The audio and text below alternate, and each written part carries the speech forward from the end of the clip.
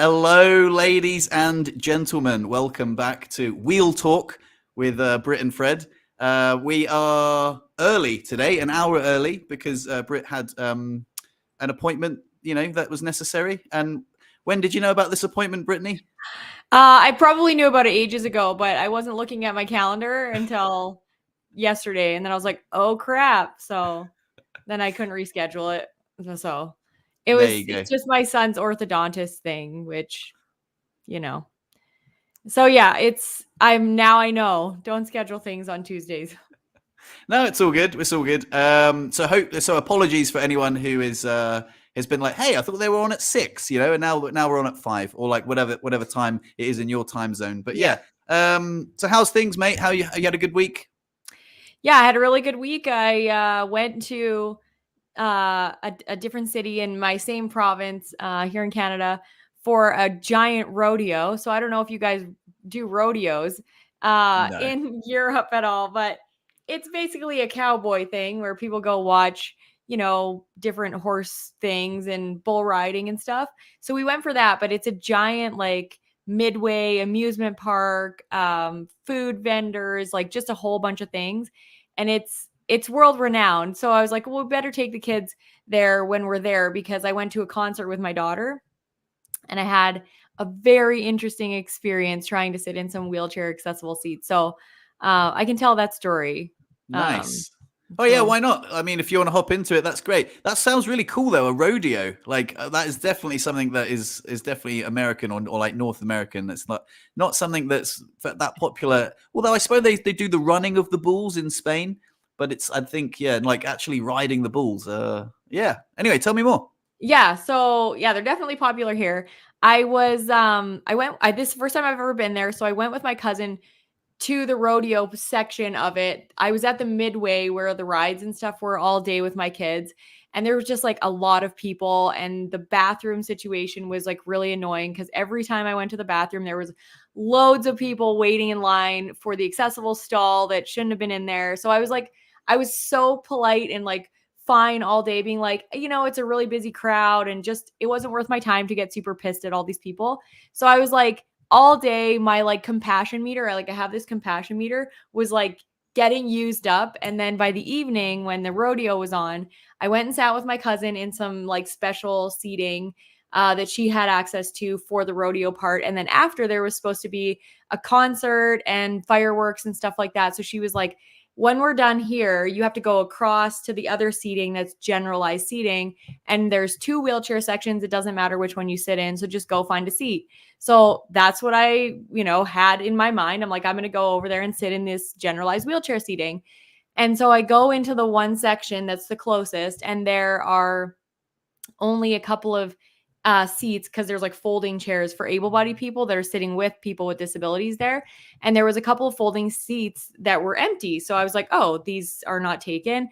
So I tried to move one of those seats, and somebody else tried to move it for me too. And the gentleman sitting beside these seats like slammed his hand down on these seats. And I didn't really notice when somebody else tried to take the seat away for me. But when I tried to take the seat away, the guy who was able-bodied sitting with another woman that was able-bodied and one guy in a wheelchair, he like slammed his hand down on the seats and was like, in like the most rude way ever, was like, these are not for you. And I was like, okay, I'm sorry.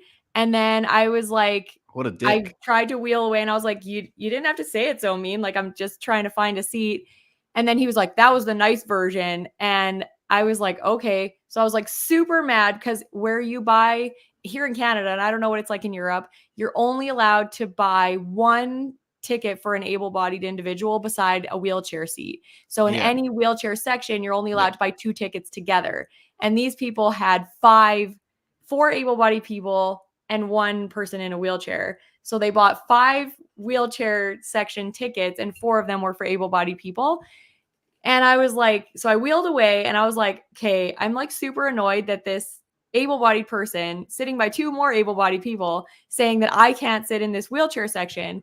And I thought they were general seating because my cousin told me that they're not ticketed seats. So I was Mm. like, this is not right. So when I was wheeling out, I went to a security guard and I was like, do you guys have rules in these sections about how many people are allowed to sit?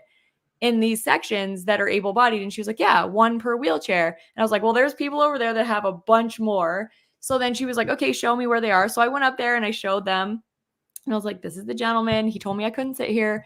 And then it was just like a screaming match from this guy's wife. She's like, I bought these tickets. I'm sitting here. Where's your ticket? And I'm like, I thought they were generalized seating. I've never been here before in my life. These people were just like so rude. And then the security guard was obviously on my side. She's like, this lady is in a wheelchair and she needs a place to sit. And these able-bodied people don't need to sit here. And they refused to move. I was like crying by the end of this because I'd never been ever treated by somebody that didn't need the seats like this, but they wouldn't move because apparently they had bought tickets for this section. And I was like, well, you shouldn't be allowed to buy 5 tickets in this section. I'm only allowed to buy 2 tickets. And they just kept saying that like the people they had bought them for couldn't come. So they gave them to their able-bodied friends. And I was but that's like, not right. That's bullshit.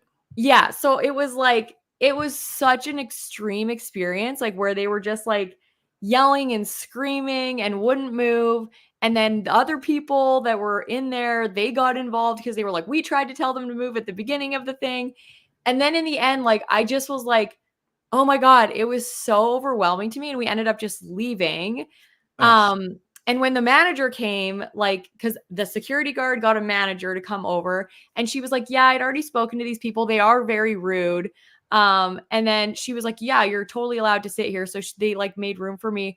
But I was like, it's so interesting that like the manager allowed these people after having known that they had all these tickets to sit in this area. So in the end, I was like, I wasn't sure whether I was wrong because I had been misinformed that those were generalized seating, or if they were wrong for buying so many tickets in that section.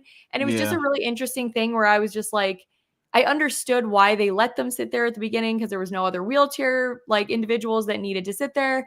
But then when I came, I couldn't find a place. And it was just like an interesting interaction that made me feel horrible because I felt like somebody that didn't need the seats was taking it away from me, even though they had purchased them, I guess, properly. So yeah, it was just a really interesting experience and a really negative way to end my day. But like emotionally, it was so hard. And then I was I just can like, imagine. Yeah. I was like, was I wrong or were they wrong? I don't know. It was like so weird. Yeah, so I can imagine that, like, regardless of like who's bought the seats or whatever, there's no excuse to be a dick about it. Yeah, just be like, hey, by the way, you could just be amicable instead of like, going, no, you can't sit here. You're like, hey, come on, man. How do you know that I don't have? How do you know that I haven't bought tickets for this section? You know, like how is that guy just? There's no excuse for being rude. And then it was really weird too because in the end, she said she was like, why don't you go sit over there where the generalized seating actually is that's entirely empty? And I was like, if you had just said that at the very beginning, like said, actually these seats are taken, but there's a whole section over there. You're welcome to it. I would have been like, oh, thank you so much for letting me know that there's a whole section that's empty. But what about the other person in a wheelchair? Was she not like, oh, hey, fellow wheelie, like this is our section? No, like the guy that was with them said he looked very like uncomfortable because he was like, I could tell he was like, his friends were defending his ability to sit with his friends. And he was like understanding that I didn't have anywhere to sit kind of thing. Yeah. So he was a little bit uncomfortable, but like definitely the other people in the wheelchair section were jumping to my defense. Like they were like, these people are all able-bodied. They've been drinking. They are not in wheelchairs. So, and it's so funny because like in like the hour that this whole interaction took place, the able-bodied people that were sitting in those seats never came back. So I was like, it was just very interesting. But yeah, it was just so weird that somebody had to be like so mean about it. And I was like, I would never do that. That sucks so bad. I'm so sorry that happened to you, man. Like I had an experience going to a similar like wheelchair accessible place, but I could tell that later. But yeah, it was wildly different. Like people were getting out the way, people were like welcoming me, pushing me up the ramp, and so even an able-bodied person moved out the way so I could sit there. So I had the almost opposite experience. But I can imagine that being very, very upsetting. I'm not surprised you cried because you're only there just being like, oh hey, like I just want to like view the event, and then people are being rude to you, and that must have felt awful, mate.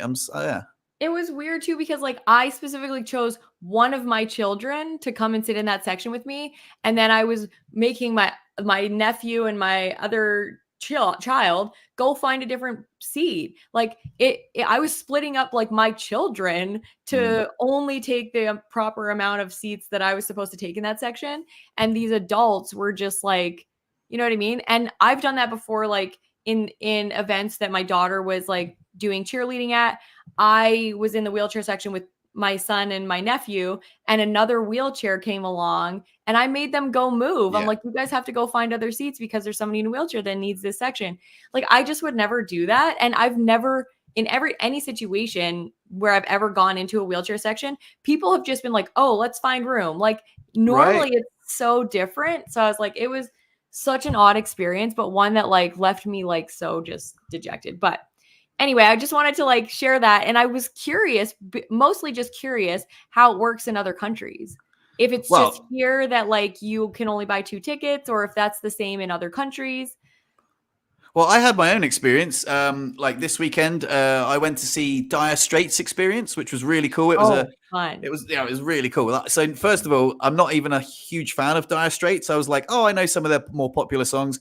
Absolutely phenomenal. It was probably one of the best live gigs I've ever been to. So it was one Really? guy from Dire Straits, and then the rest of them were just like people that knew the songs. But like, Yeah. it was phenomenally good. Really good. So it was the Harley Days Festival. So there's lots of Harley Davidsons descend on the town for the weekend. It was really cool. And yeah, so I went to go in, and the security guards were like, no, you can't go in. I was like, oh no, like the wheelchair section. I need to get to the wheelchair section. And they're like, no, it's closed. Like, we're not letting anyone else in. Like, you're too late. And I was like, oh, really? I was like, oh, that's such a bummer, because I really wanted to like go in, and we could hear like from outside, and I was like, no, I like that song. Oh, and I just thought I was actually quite proud of myself, because Chris and I were both like, well, you know what, like whatever, they're not going to let us in. Let's not make a big deal out of it. So we were just like dancing outside the fence, and about like 20 minutes, maybe 25 minutes passed, and they were like, okay, look, you can go in. I was like, oh, sweet, we can go in. But there was a sea of people, and I had to get myself to the wheelchair accessible section, and there were like all these Harleys in the way, so I couldn't like, so I had to like go on my own. So Chris went one way, I went the other way on my own through these sea of people, just like digging people in the legs, just being like, excuse me, excuse them what? And they were Yeah. like, what the fuck? Oh shit! Oh, sorry. Yeah. Hey, there's a wheelchair. Like, so it took me, I don't know, like maybe 5 to 6, 7 minutes to get to the wheelchair section, which was like so far out of my comfort zone. But for some reason, I was like, yeah, come on, like I've just got to do it, yeah. So we got to the wheelchair section, which was like this scaffolding, like a temporary structure made of scaffolding with a ramp, and it was quite steep. So like, these guys. They were like, they didn't even ask. They were just like, wee, like pushed me up the ramp. I was like, yeah, sweet. And then I was there. And then there was a guy who I was meeting there called Chris, who I'd met like 5 years ago, like just after I got injured. So I can talk more about that as well. But yeah, so I saw him there, and there was a able-bodied lady sat in a chair next to him. And I was like, oh, hey, Chris. And he was like, hey, all right, pal. And then the lady just moved. She was like, oh, yeah, I'm sorry, sit here. I was like, oh, amazing. Sat next to another wheelchair guy. I was like, oh, I got my wheelie crew. And then the show was right in front of me, like over the sea of people. Beautiful, like light show, like really amazing, like crescendos, and like, oh, it was absolutely fantastic. So my experience was very good. Like, there was a wheelchair accessible area. No one was a dick to me. Yeah, so it was pretty cool. Yeah, that's been my experience I've been in a wheelchair for almost 25 years, and it's always been like that. Like, it's always been so accommodating, and people are kind, and I'm helpful if somebody else comes along and there needs to be more room. And I'm just like, so not the norm for sure, to be totally like mistreated. But I think they were on edge because I think they'd had interactions with multiple people by the time I came along. So Yeah. In the end, like, I'm trying to see it as like the guy was, probably at his compassion limit for other people trying to tell him to get out of the seats that he bought. But yeah. Yeah, no, I Interesting. get it. So one thing I did want to talk about was the guy who I met. His name was Chris, and also my girlfriend's name is Christina. So don't get those two confused. So me and Christina were there, and Chris and his wife Sarah were there, and I met them 5 years ago at Harley Days, and I hadn't realized, like, I'd only been injured 6 months when I first met them, and I remember my wheelchair was too big for me, and he had like a little power adaptation, and I was like, oh, cool. And anyway, we got to know each other like very briefly, and I was explaining how I got injured, and they'd been together, married for a few years. I was actually with Lou at the time, so like I was with the previous girlfriend. So it was really lovely that I hadn't fully considered that that like how far I've come since I first met this couple. So it was really lovely. It's like, oh, you remember when we first met? And I was like, oh, I didn't realize it was that long ago. And they're like, oh, you know, we followed all your blogs on YouTube, and we think you're amazing. You know, it's such a great thing that you're sharing online, and they've been following me virtually, like online, for like the last 5 years, and they were just like, oh, it's so cool to see how far you've come from, like, you know, back when I was you know, like first injured and didn't know anything, and now it was just so lovely, you know. It's like I don't think about it that often, but when you meet people that have met you 6 months after your injury and then 5 years after your injury, they can really see the difference, you know. Like it was just really lovely. They were just a lovely couple. And it's also really cool to get that recognition, because I think you forget. Like, I just did a video on like the negative feelings that come up a lot when you have a disability, and then at the end of the video, I was talking about, like, you know, if you had asked, or if you had told me when I was first paralyzed that like someday I would be laying beside my husband, inserting a suppository, putting my finger on my butt, and talking to him all at the same time, and not even thinking about it at all, like just being like, this is normal life, I would have been like, never. That's never happening. A guy is never gonna want to marry me. Sticking my finger on my butt will always be a private venture. I will never do that ever around anybody else. And now, like, it's just like, I don't even think about it, because he's just like, we're just like in bed in the morning, and I'm like starting my bell routine. So I'm just like, I'm going to put my sponsor, like, I don't even think about it. And, but you don't think about like the distance and the growth that it requires in order to get from a place of being like, my life is over, I can't do anything, I will never be anything, I will never find anybody to love me. Those are real emotions when you're first paralyzed. All of those horrible thoughts. And then, you know, fast forward and you adjust. Like, it's so amazing how you can recalibrate like your existence, and everything just kind of resets to like a midpoint, and you still have joy, you still have gratitude, you still have happiness, you still have all shitty emotions too, like I talked about in that video. But it's just normal to live like this, even though there's so many more challenges than you had before. It's crazy. Like, I spoke to some guy in a wheelchair who I met in the UK recently, and he said that he doesn't like to do like catheters in front of his wife, like his wife. And I remember Chris and I laughed because I said, you know, the first time she ever saw my willy, I was like, I did a catheter, like, you know, before we were even intimate for the first time. I was like, yeah, I was like, oh, I need a wee. I was like, do you want to see how it works? And she was like, yeah, okay. And I you know, I put the catheter in, started filling up the little bag, and she was like, oh, interesting. So yeah, that was, and you, if you'd have told me that, you know, when I first got injured, that like, not only would I, you know, be single and then be able to find love, but like, you know, to be able to be as brazen as like, hey, do you want to see this? But it's just because it's not the first time I showed Benji. I showed like the guys at poker. Like, it's quite a cool party trick, you know, like, hey, do you want to see this 30 centimeter tube disappear up my urethra? And they're all like, ew. That's like a hilarious difference between men and women.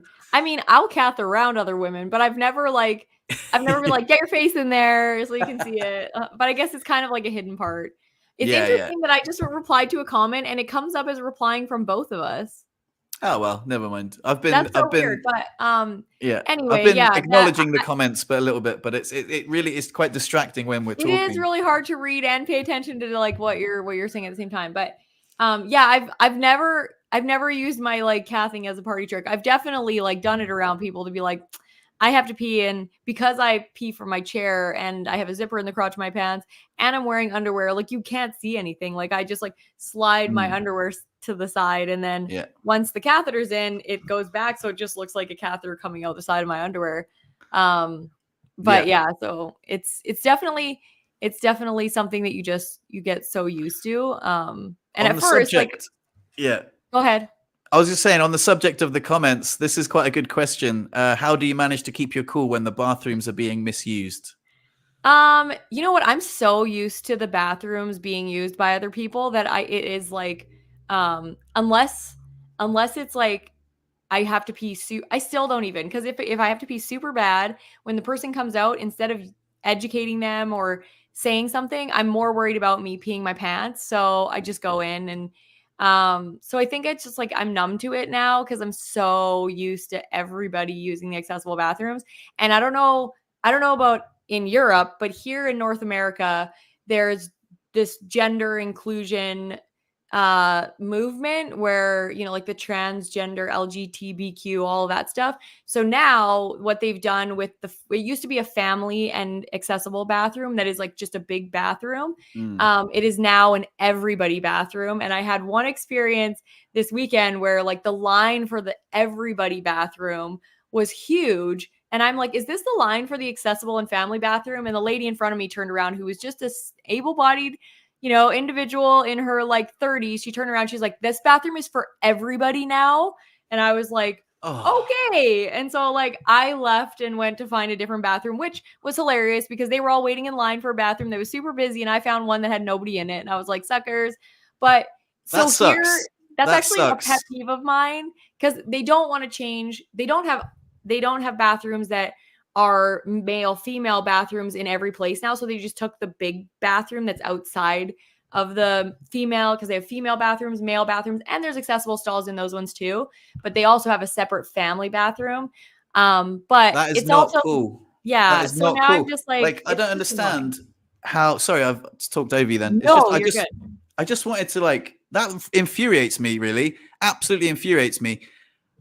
How is it in everybody bathroom? Like people who have neurogenic bladders and need to get to the toilet before pissing their pants in a wheelchair, like. And what if you have like fecal incontinence and need to go there before you shit your pants? How is that like, oh, I'm sorry, this is for everybody now? Like, fuck off.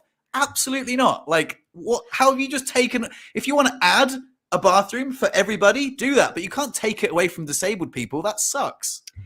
Yeah, like it's just annoying that and I get why, like there's people for whom, like certain transgender people that are, probably in danger or whatever in male bathrooms if they don't look male, but they still have male parts and they're, transitioning to female. So I understand why they've done things like that, but instead of just making both bathrooms, male, female, and having stalls, because there's lots of bathrooms here in Canada that are like that now. They're just everybody bathrooms, and they don't have urinals, they just have stalls, and it's male, female, whoever can go in those bathrooms. And then they keep the like wheelchair, the actual family where there's a change table and stuff like that. They keep that the family bathroom and the wheelchair bathroom, and so it doesn't get used up as much. There's definitely people that still go in there, Right. Okay. not right, but now in places where they still just have male female bathrooms, they take the one big wheelchair bathroom and make it an everybody bathroom so that they're including transgender individuals That's um bullshit. as an inclusion. I know it's something that's like, it's a pet peeve of mine, and I'm like trying to like not be a dick about it, but I'm also like, a transgender able-bodied individual can go into any bathroom still. Like they can still go into a stall. I Yeah. can't. Like it's just annoying, but Well, oh god, this is bloody can of worms, isn't it? yeah, I know. I don't know where to start. I understand that, like,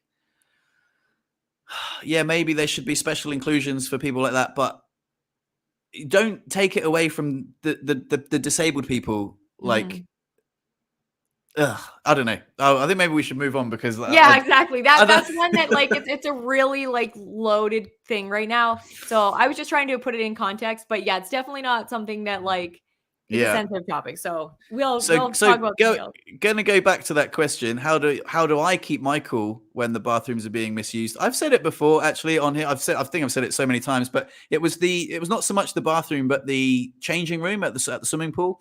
I remember I would go there and I'd have to wait because always an able-bodied person would come out, whether it was kids or whatever. They just like, Yes. oh, the big one's free, you know. And even though it's got like a big disabled sign on it, and I used to get really annoyed at it, and it used to ruin my swim because I would someone would come out and I'd just look at them disapprovingly, and they'd be like, "Oh, sorry, I didn't realize anyone was waiting." And I'm like, "Well, you shouldn't be in there, idiot." But like when I was swimming up and down, I'd keep thinking about it. I'd be like, "Oh, that bloody guy in the changing room."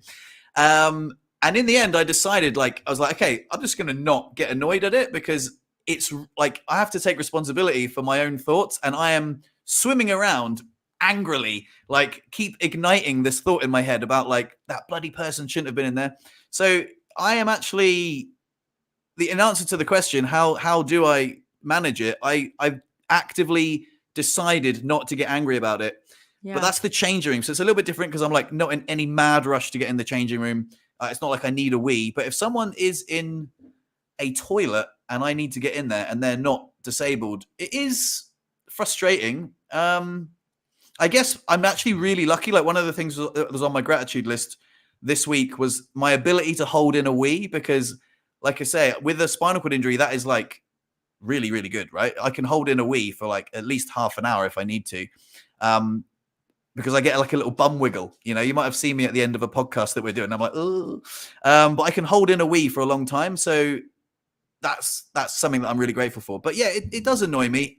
So I don't really have a succinct answer, but I just try and realize that I actually did that before my injury, and I'm not proud of myself, but I did that. So I guess it's just kind of oh yeah, I can see myself in that person. They're just human. Yeah.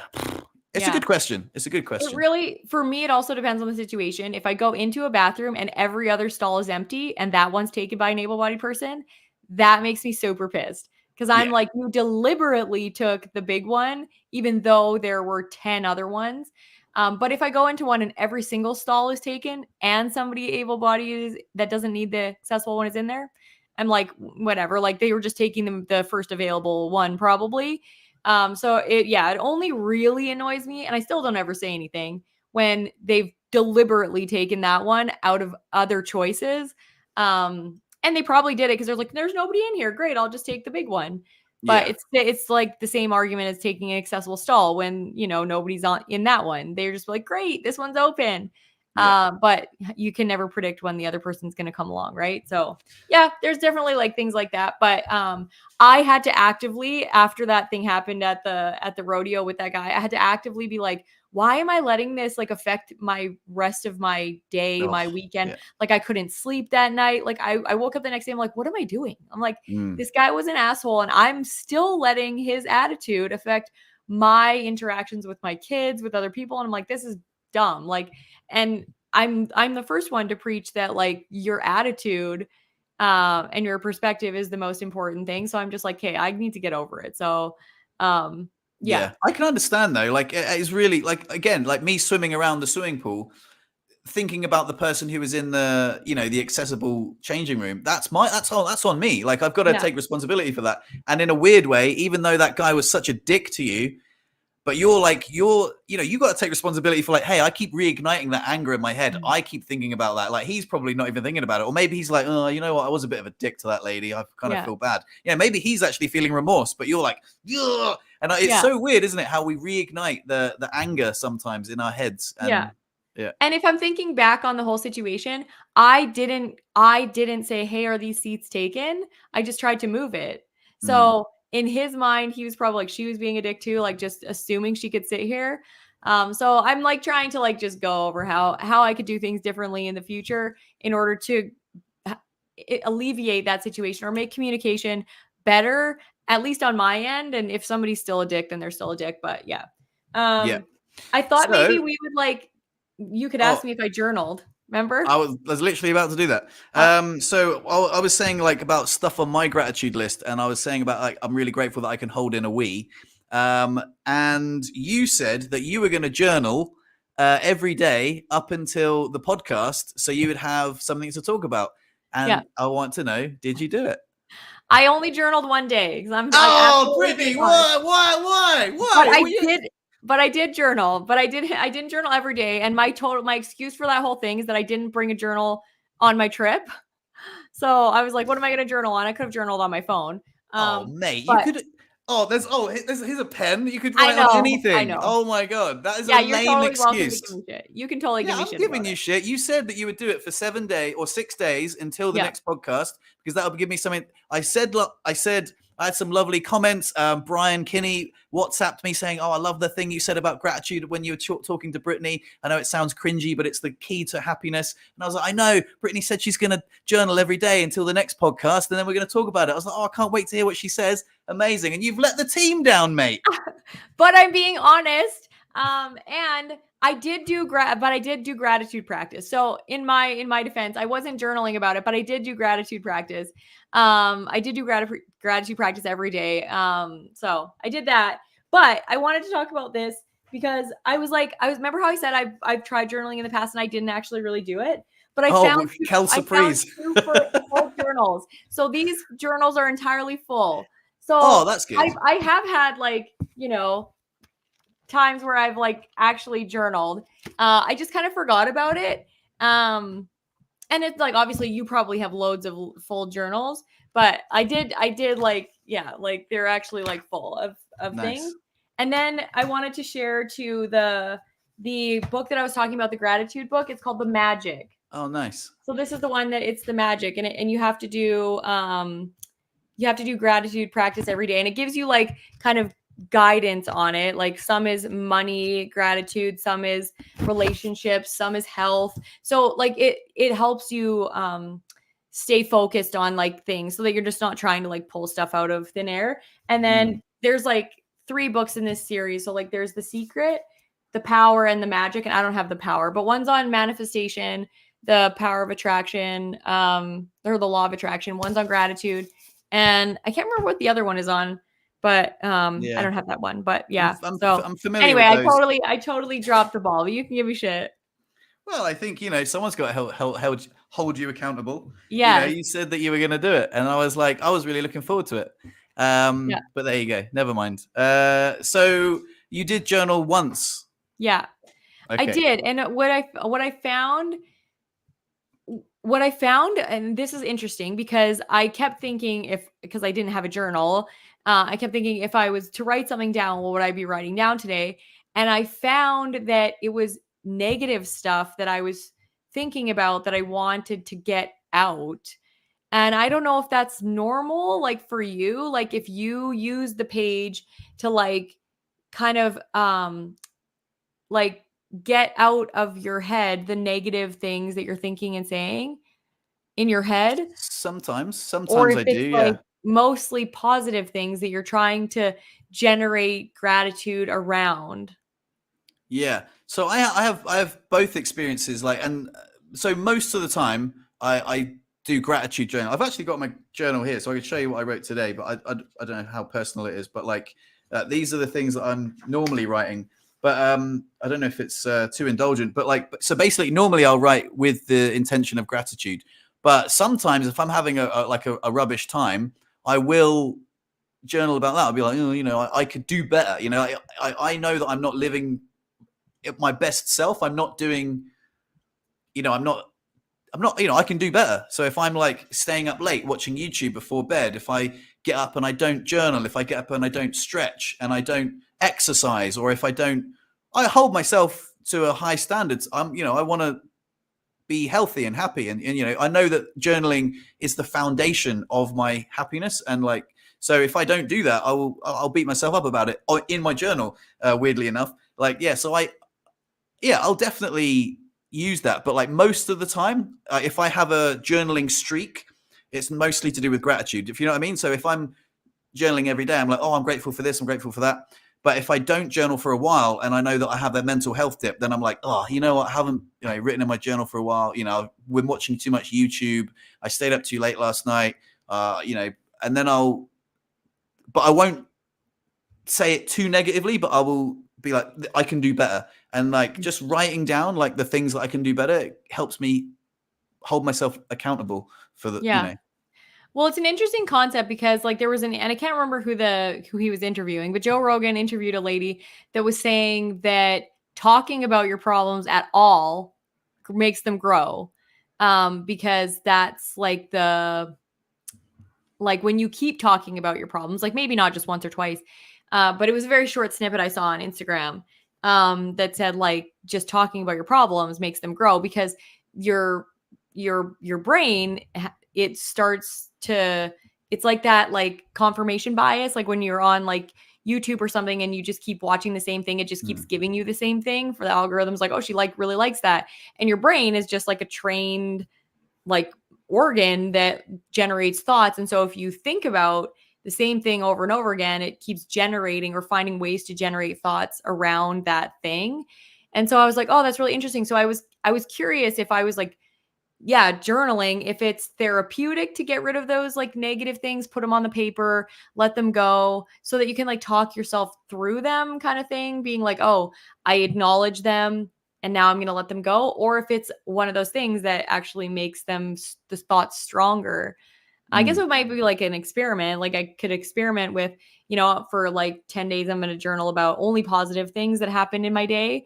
And, 10 days, I'm going to journal about the negative things that happen in my day and how I'm going to, process that. But yeah, I don't know. You make a really good point there because I know what you mean. Like I always try and write things in the positive. Like for example, I wrote down today about my ideal day, my car sailing through the CT with flying colors. And I purposely didn't write down my car not failing. So I always try and write things in the positive. Like, so I had a massive win today. And I think this is analogous to finding money on the floor. Like I took my car in for a CT and in the UK, it's called an MOT, but like, it's like an annual check and it went through and my car's 16 years old. And when he was like, oui, c'est tout bon, I was like, yes, I actually punched my fist in the air because I was like, that's incredible. I might have just saved myself €1,000. You never know. It's like a lottery when you've got a 16-year-old car and they put it through the ringer.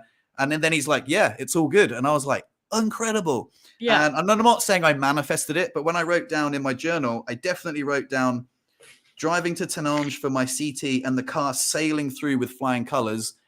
Purposely didn't write not failing because when you write failing, like I think sometimes, the universe might hear fail. And I know that I don't really believe that, but it's something, well, maybe I do believe it because I always do it.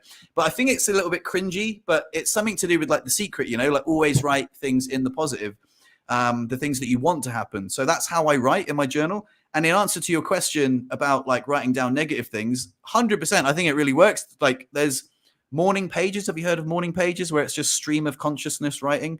And then there's gratitude journaling, and those two are quite separate. So if I do like stream of consciousness journaling and I write down all the things that I can do better, I try not to berate myself too much, but I always end on gratitude. So I'm like, okay, cool. Like I stayed up late last night. I, watched some things that were, unhealthy for my brain. But you know what else? I'm grateful that I'm here journaling and I'm grateful that I'm going to do better today. So I always, if that answers your question, yes, I do journal about negative things, but I always try and focus on the positives at the end. Do you know what I mean? Yeah. Like acknowledge or journal about the negative things, but like in the end, reframe into like, the positive sort of, but yeah, I totally get it. I think it's going to be something that I have to experiment with. Like I said, like everything that requires me, even like scheduling, doing like content planning, anything that requires me to like sit down and write down anything that I'm doing. It is, I don't know why, like, I don't know what the block is for me there, but it's really challenging. And it's not, it's actually like creating a lot of like stress in my life by not doing that stuff. So I have to look at it as like a piece of self-care. Like I read this quote that said like self-discipline is self-care.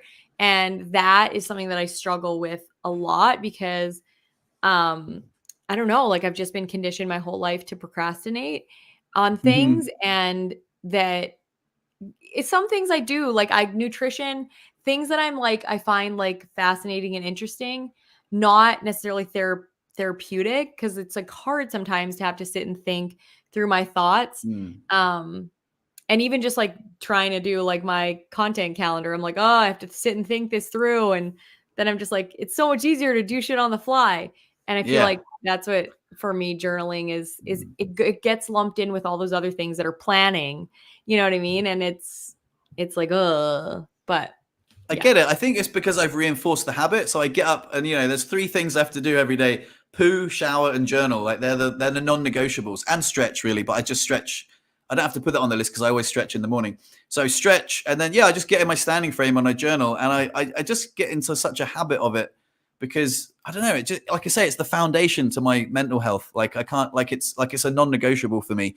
Like if I don't journal, my life is worse. Like I know it sounds a bit like it's tangible. Like if you can, anytime my journal starts like, it's negative, it's because I've skipped a few days, and it sounds really weird. But I mean, I can, if you want, I can read you mine today. Like, okay, I would love that. Sure. So this is how it goes. Like when I write 16th of July.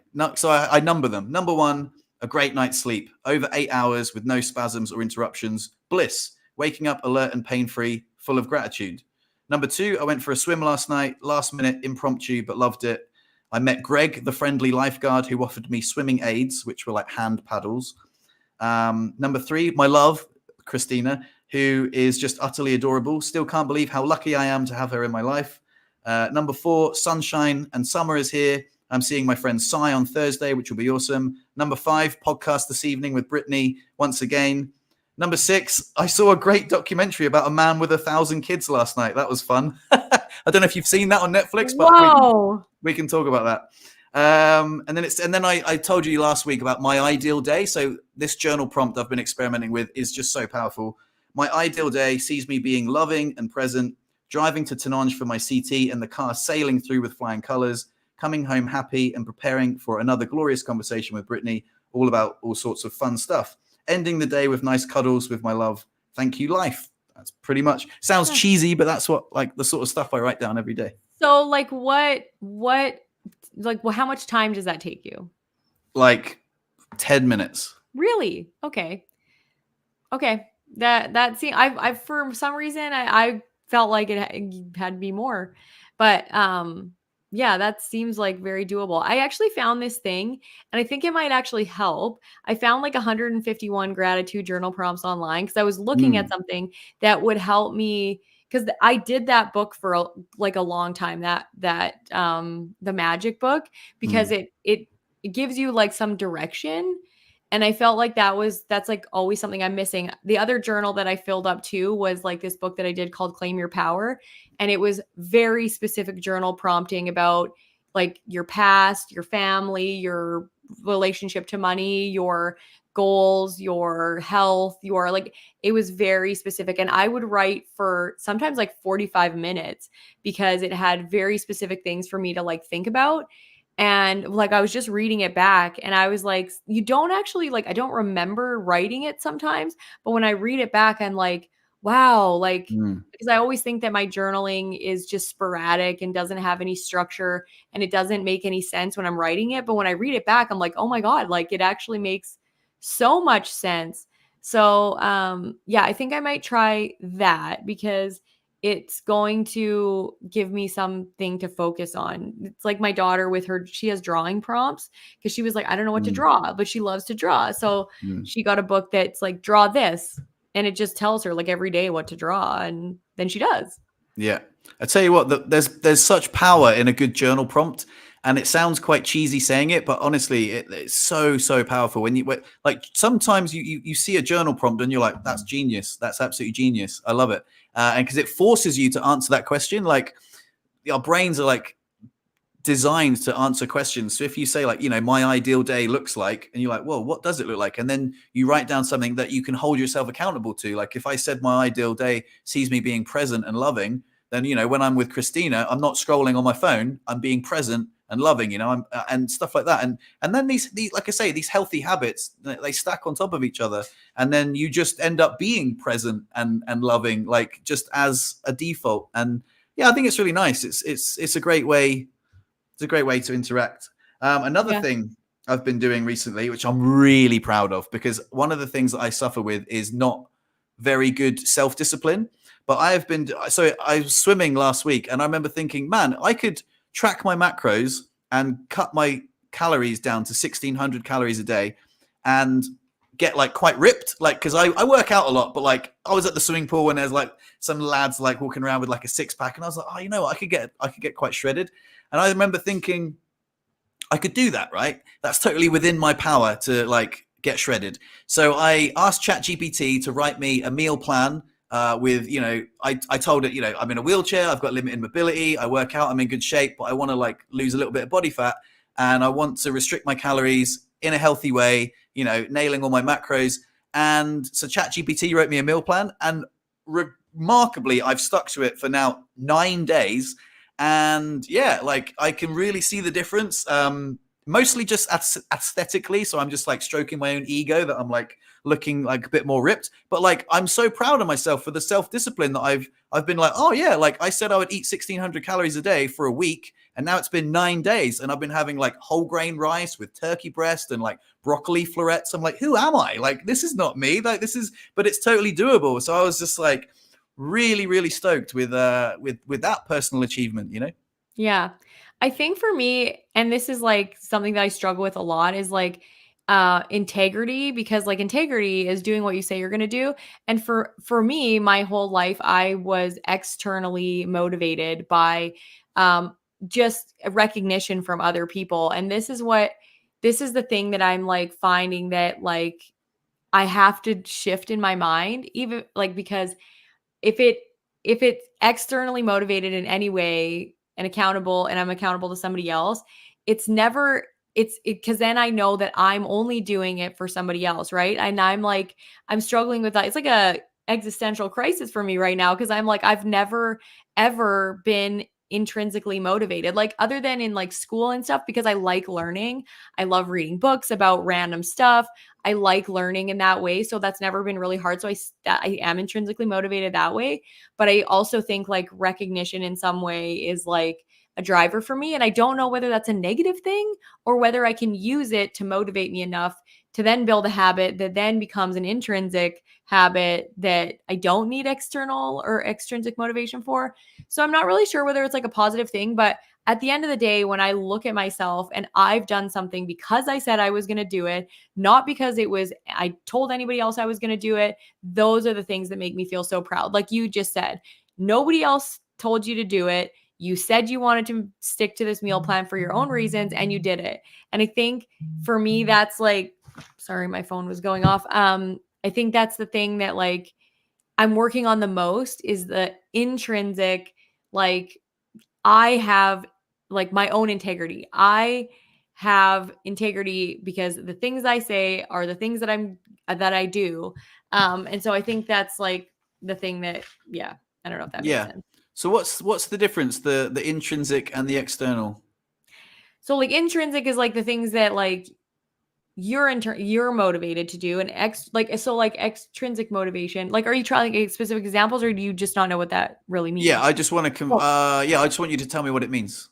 Okay, so like extrinsic motivation is like, okay, so like for me in like university, I had a test that I had to get done, and I wanted to be one of the top marks in the class. That's extrinsic motivation because it has to do with other people and other people's recognition and things like that. Whereas intrinsic motivation is like, I want to really do good on that test because I want to learn the material, and the material is really important to me, and I find it really interesting and fascinating. So the higher mark I get on the test shows that I've actually took the time to learn the material that I find fascinating. So that's kind of like the difference between like extrinsic and intrinsic motivation. But I've always been, other than learning, so that's kind of a bad example for me, because intrinsic motivation for me is really in the realm of like education, but deadlines and stuff are totally extrinsically motivated. So like I have to study now because the test is tomorrow. Whereas like if there's no external deadline, then I'm like, I don't have to do it. You know what I mean? Then I can just waffle. And for me, that's why the integrity piece is so important now, because I am trying my best not to do things because other people want me to or told me to. I want to do them because they're good for me. And I do that with like my nutrition and stuff. I have rosacea, so I eat well because my skin freaks out if I don't. And it gives me a really tangible result that I keep striving for. Whereas these like, meditation, those kinds of things, the results they take longer, they're harder to see.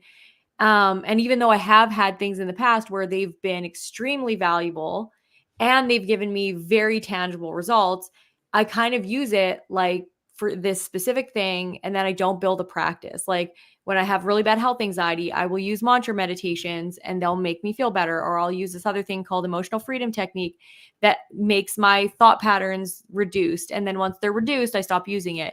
Instead of building a practice, it's kind of like working out to lose weight and then stopping. Do you know what I mean? Yeah. So a couple of questions. Yeah. Do you think that me trying to like get shredded, is that intrinsic or extrinsic? It depends on the way you're looking at it. So if you want to get ripped because it's healthy for you, you're going to be able to do more, and that's mostly the motivation, then it's more intrinsically motivated. But if it's mostly so that you look good naked or that other people you'll look better to other people, then that's extrinsically motivated. Yeah. So I think if But it I'm can be completely both. honest, so I think it's a little bit of both. Like I'm really proud of myself for sticking to it. But yeah, my motivation might be that I just saw like a load of ripped guys at the swimming pool and I was like, man, I could, like, I'm quite buff. I've just, got like a little layer on top. If I just could just like get shredded, I could like, people could see my abs and then, So I think it's like a little bit of both, really. So do you think one is better than the other? I don't think that one is necessarily better than the other, but I do know that the times that I've been more extrinsically motivated than intrinsically motivated, my self-esteem has been lower. So, and there is research around that people who are generally more extrinsically motivated have lower self-confidence and self-esteem in general because they are worried about pleasing other people, and their sense of satisfaction comes from recognition rather than just the fact that they did well. And they're generally more motivated by comparing themselves to others than comparing themselves to their own achievements and trying to do better. So there's definitely research around that in terms of like what it does to your self-confidence and stuff to be extrinsically motivated, but they're not necessarily bad, because I think we have to have a bit of both in order to have, achieved this, or gone as far as we've gone in human society, because we have to be motivated somewhat by other people, and you have to compare yourself to other people in order to move up. That's positive peer pressure. And there's just negative ways that it can affect your life too. So I think if seeing those buff guys was enough to help motivate you to do something that is actually healthy for you, and that in the end will make you feel better about yourself, make you stronger, then extrinsic motivation is not necessarily bad. But if you do all that work and you don't get any recognition from other people, and you're like, well, fuck it, this was a waste of time. Nobody even noticed my abs. Like, this is bullshit. If that happens and you're like, I'm not doing this anymore, then not. Yeah, no, I get it. I've got one more question for you, but before that, I sometimes wonder, because I go to the gym 3 times a week and I like to stay in shape, and I think that's really important for people after a spinal cord injury, not to just give up and like eat junk food and get fat. Like we've said this before on conversations that we've had. I think that's really important, and sometimes I do ask myself, is it from a place of ego because I like looking good? I like looking good. If you're in a wheelchair and you look really buff, then that is a focal point. They're like, fucking look at that buff guy in the wheelchair, rather than, I don't know. So even if it might come from an extrinsic point or like an ego stroking point of view, it's motivating me to like go to the gym 3 times a week. So I've made peace with it. You know what I mean? The other question I had for you was, how do you stay in such good shape in a wheelchair? Because you've been injured for a long time and you're very slender and you're like in good shape. So what secrets do you have that you can share with the community? I want to say that I'm just going to preface this by, I have a naturally fast metabolism. So that is helpful. But I also am very conscious of like my hunger and And some days I like blow it out of the water. Yesterday I ate shit I knew was bad for me. I ate past my point of being full. I didn't feel good. This morning I woke up and I was like, well, that was dumb. And so every once in a while I do that, but I want to say that like I've been studying nutrition long enough that I know the value in what nutrients can do for your body. And for me, there's been very specific things that show how incredibly fast your body can heal from proper nutrition. Like my brother healed himself from Crohn's disease. I know people that have, done well or better with cancer treatments and things like that. I've healed my skin multiple times and I've made it worse by just eating shit. So I know how incredibly powerful nutrition is. And I love science. So I'm like, it's called N=1 in the nutrition community, where you're like an experiment of one. And you just use your own body as an experiment to test out different things that are right for you. And because I love science, I do that a lot. So like right now I'm focusing on they're macro minerals that we need, but they're micronutrients, because macronutrients are things like carbohydrates, proteins, and fats, and micronutrients are things like minerals and stuff. And macronutrients are the minerals we need the most of: potassium, sodium, magnesium. And those are the things that I'm focusing on right now, because at least in North America, I don't know about everywhere in the world, our ratio of potassium to sodium is vastly, vastly flipped. And people get 10 times the amount of sodium than they do potassium. And the high blood pressure problems and everything are really a function of that. So you can obviously tell that I really like science. And so that's what keeps me motivated, because I find something new to focus on all the time. Sometimes it's alkalinity, and I still focus on that to make sure that I'm buffering acids in my body so that it's not leaching calcium out of my bones. And so I find something new to like focus on and just improve my health all the time. But my secrets are mostly just nutrient density. So that was a very long-winded way to say choose nutrient dense foods. And if you have lower calories, then because generally we have lower calorie needs, but we don't have lower nutrient needs. So we still need all the same amounts of vitamins and minerals and all that, but we have less calories in order to obtain those things, because we need less energy, because we don't move as much. So you have to focus on it way more when you're in a wheelchair. And most people are undernourished, but overfed. So they're eating high calorie, low nutrient foods. And so then their body is still hungry, but they're getting the wrong things. So I focus on high nutrient density foods: bone broth, meat, eggs, root vegetables, things like that. And I exercises, I don't always exercise as much as I should, but weight training is probably my number one thing. If cardio is less important than building a muscle mass, because more metabolic tissue you have, the more calories you can eat. So yeah, I could talk about this all day, but my secrets are mostly just nutrient density. 100%. And if anyone's interested in what my diet consists of, again, I think the most nutrient dense food that you can include in your diet is lean meats, for sure.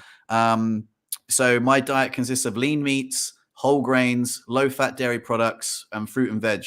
Not necessarily in that order. I like a lot of fruit and veg, but that whole grain rice, stuff like that. Like it's I eat healthy. I do, obviously I let myself snack and stuff like that on like indulgent things, but yeah, that's basically the most nutrient dense food that I my diet consists of personally. And yeah, I'm happy with like eating those things and staying in good shape. But yeah, it's interesting because it's so easy to, once you start tracking your macros and tracking your meals, oh my god, like it's so interesting when you put stuff in the app and you're like, oh my god, that's so unhealthy. You don't realize. And then when you start eating for nutrition, you're like, oh shit, like a lot of that junk stuff is pretty bad. And we realize you can eat a lot more healthy food than shitty food, other than like really calorie dense things like nut butters and things like that, like almond butter and even nuts just in general. That stuff adds up a lot. So when you start tracking your macros, I really recommend, if people don't know how much they're eating, track your macros, get a scale, just put your plate on the scale, and then just add each serving and keep zeroing out the scale as you add the things. Cause I was like weighing everything separately, and now I'm just like, add the plate, put all the stuff on the plate, and keep zeroing it out. So much easier. Or even meal planning, like so that you know what you're eating. Like I'll sometimes put my meals in for 7 days ahead of time, and I know on Tuesday this is what I'm eating, and it's already weighed out in the app, so I just know how much portion I'm taking, and it's so much easier. And once you know how much calories are generally in a certain portion of things, then you know when you're going way over. Like I ate corn chips yesterday, and one serving of that is 280 calories. I probably ate 2 servings of that, and I'm like, my calories yesterday were way out of the way out. It's interesting, isn't it? Like I've been trying to get 38 grams of fiber a day. Oh my God, the amount of food that you have to eat, like vegetables, fruit, and like trying to keep your carbohydrates down and like your fiber up. Like it's so hard, but you can eat so much food that you're so full, but it's all like really healthy food. And then, you get your fiber up. And 38 grams of fiber I've found All Bran is really good. All Bran, an 80-gram serving of All Bran is 22 grams of fiber. Anyway, I realized that this conversation just got like a little bit boring. It did get a little bit boring, but that's just so valuable. Like it's something that like I've toyed around with a lot, like coaching people with disabilities with nutrition, but I really realized that I don't like coaching people that won't do what they say. You know what I mean? Yeah. So the app I use is MyFitnessPal, and it's MyFitnessPal. It's very common one. You can just input your stuff. But like I say, I don't think you need to track your macros forever. You just need to, like you say, when you were saying about weighing the food, 50 grams of rice and 100 grams of rice look so similar until you weigh them. And then you're like, oh my God. And then when you eat 50 grams of rice, you're like, oh, that's actually plenty. But if there was an extra 50, you could easily scoff that down. So I think weighing your food out is a really great tip for staying in shape. And I think it's so important after spinal cord injury. But at the risk of like boring everyone that's not interested, apologies. But it's important, Yeah, if anybody wants like a little crash course, I'm just going to throw this in here. And I don't actually know whether he's keeping up with the app or not. Oh my God, now I'm blanking. Just 1 second. He's in a wheelchair, and he did an app, Wheel Warriors. That's what it is. Oh, okay, Wheel cool. Warriors. So if you go to Wheel Warrior on Instagram, he has in his bio, he's got a whole nutrition program for people with disabilities, and it's cheap. Like the only other person I know in the game is Fatima something Paralysis Nutrition, and her program is like $3,000 for basic nutrition information, and this guy's is like you start a membership and it's $17 a month, and then you can watch all of his videos. So if you're really confused and you're in a wheelchair, go to Wheel Warriors, and it's Danny something, and he's got a whole program, and I checked it out. Very good basic information about calorie counting and stuff. So I want to add one more thing before we segue away from diet. When I started getting 38 grams of fiber a day, which is very difficult, by the way, oh my God, the difference in my bowel routine, like regular as clockwork. Sometimes I was going twice a day, and it was smooth sailing. I won't put it, I won't go into any more detail than that. But like, if you're doing manual stimulation, I'm telling you, it is an absolute game changer. I didn't realize how I wasn't constipated, but it felt like I was constipated before. It's night and day. You get lots of fiber in your diet. Your bowel routine is going to thank you. Yeah. Trust me. Lots of fiber and water. So don't just up your fiber without drinking water. And that's one that you play around with. So I actually got addicted to fiber. My bowel got addicted to fiber, and I was eating too much fiber. But it definitely helps. So I average around like 15 grams of fiber a day now, and that's right where my body likes it. Nice.